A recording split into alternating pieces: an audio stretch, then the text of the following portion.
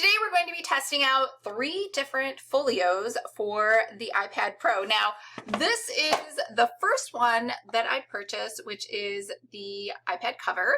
Then I went on to the Smart Folio, and from there I went to purchase the Magic Folio. So you might be asking yourself, do I need all 3 like Lisa?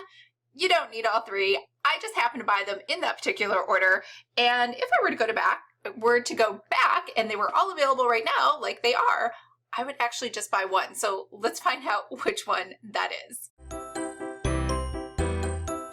Hi everyone, I'm Lisa from Pretty Fabulous, and I help online businesses create beautiful digital downloads using Adobe InDesign. So if this sounds like you or something you might be interested in, make sure you hit the subscribe button below. I post new videos every Monday and Thursday, and I do product reviews and unboxings on Sunday. So I'm going to show you really quickly how all 3 of these work. I'm going to try an overhead camera. That might not be the best. It might look better as a side camera, but let's just go through the pricing of all of these. This Smart Folio, which is pretty much the only one that was available originally, was $49, and I feel like I paid $79 for it though when it first came out.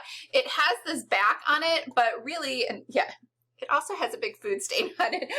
So this is really old, but it used to not have that. It used to only have that front. Remember, that's just used to have, the iPads had those smart covers.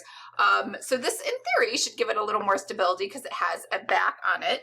And then next came the Smart Folios, and those were $149, or they are $149 right now. And so this can sit on it can clip in here your iPad to this first one and be a little bit more vertical, or it can clip in here to the second one and be a little bit more horizontal in terms of the angle that it lays at. And again, these have magnets built into them, and your iPad, the nice thing about these, because they're Apple, it just knows that it's connected to a keyboard. Now, the third option is the Magic, and that's $299. It is the most expensive. And this one, though, has a trackpad, which is very different because none of them had that before. And that was like everyone's big complaint, is the trackpad, or they wish that it had a trackpad or the ability to hook up a mouse. So this kind of gives you that ability. You cannot hook a mouse up to an iPad Pro, just to be really clear. It doesn't matter how much you Bluetooth it, it's not going to work. You still just need the actual, Magic. I almost said smart, but this is Magic, not smart. The other one previously was the smart one. So let's go ahead and look at these close up.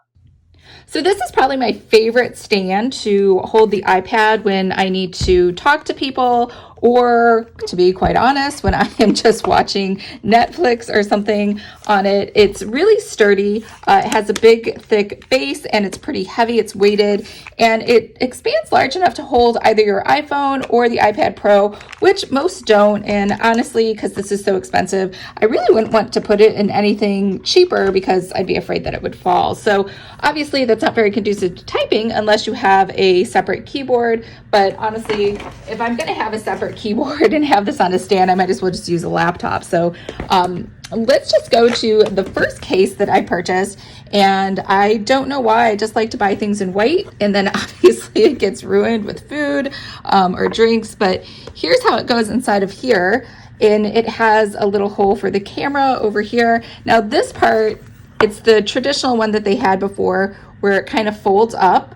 So you can see that it folds on the side, or you can put it over here and use it like that. Now, obviously you just have to use the keypad that's actually on the iPad, or maybe a pencil to use it, and that's fine. But this is actually not that sturdy.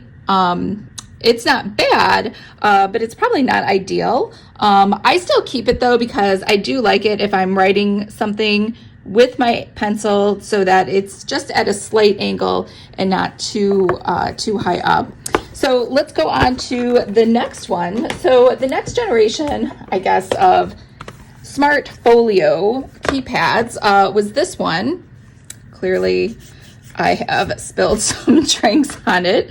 All right, so over here, it just goes in here. So the really nice thing about the whole point of buying the Apple ones is that it is, one, it's magnetized at just the right place, has the exact dimensions, and also it already integrates. So your iPad knows that it's connected to a folio. Now this can go, oh, the camera's on. So this can go either here for a really sharp angle, like this, or it can go down here in this setting for a lower angle. And then you have a keyboard over here. We're gonna go ahead and just open up a Google Doc over here, and we're gonna start typing. Tomorrow is the first day of the rest of your life.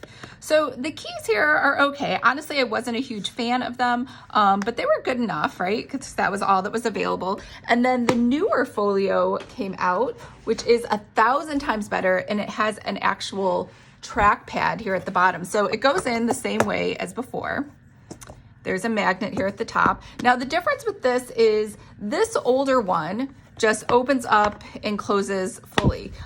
So it's kind of, I don't want to say flimsy, but it's not as sturdy. This one is much more sturdy, and you'll notice it can only go this angle. It doesn't open up all the way.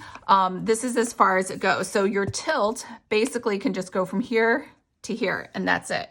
So when we open this up, you have this trackpad over here. I don't know if you can see that. And it's funny, when I first saw that gray dot, I was like, there's something wrong with my iPad. It's broken. I actually called Apple support because I clearly didn't watch the demos on how to use this.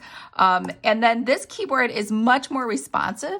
I don't know if it has, I don't think they're butterfly keyboards, but Lisa Ellen Siefert is the owner of Pretty Fabulous.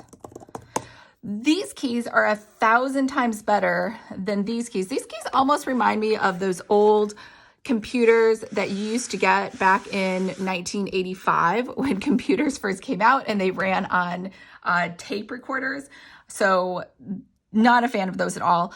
This is really nice. So the way this works, you still have to swipe up to go somewhere, but to open up a new application, you can go ahead and use the trackpad, and I can open up Kindle, and I can go to locations 730 or 370. I really like this. It's definitely my favorite. I actually use the iPad now more for typing now that I have this new keyboard that I never did before with this older keyboard. So which one do you need? If you are doing a lot of typing, you definitely want the Magic one. If you are going to be using your Apple Pencil to do some digital planning or some note-taking, then you actually probably want this older, much less expensive. It's still expensive, right? It's $49, but it seems relatively inexpensive compared to the Magic keyboard.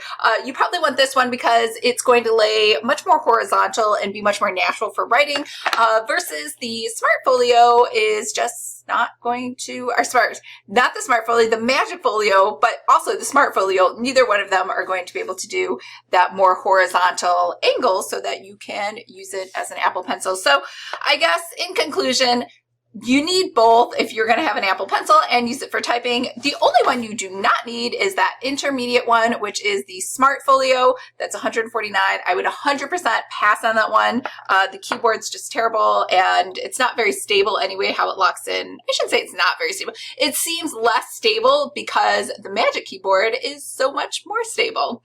So that's my conclusion. Let me know if you have other thoughts below, and probably, honestly, by the time this video comes out, because Apple is just crazy with coming up with new products, they'll have a new Folio anyway. So this is, oh, I forgot to mention the iPad, the Magic, not the Smart, is compatible with the latest iPad in one version prior.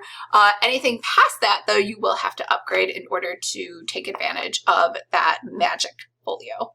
All right, I hope everyone's having a fabulous day. And remember, if you would like to create your own digital planner, make sure to download my digital planner quick start guide, which is free. I will leave a link to that below. And I hope everyone's having a fabulous day, and I will see you guys later.